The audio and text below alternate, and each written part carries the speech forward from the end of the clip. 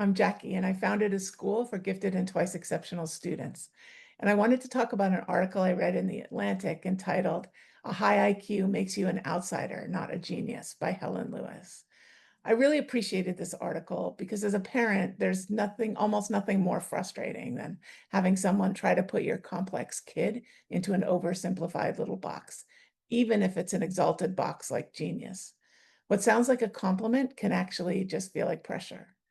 And the article also highlights an experience that a lot of our students and families have shared with us.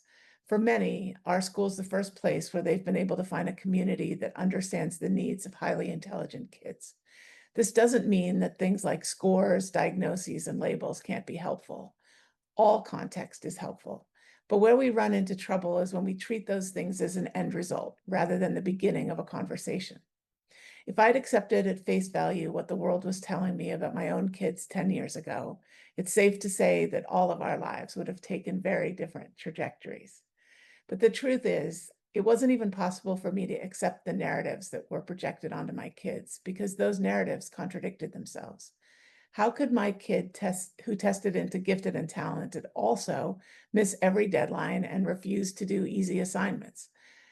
That was the question that started this whole curious journey. And for me, the answer is that gifts and challenges are not opposing forces that cancel each other out. They are just small pieces of a big and growing picture of a human being that will never really be complete. And they are invitations to keep asking, listening, and learning about ourselves, our children, and each other.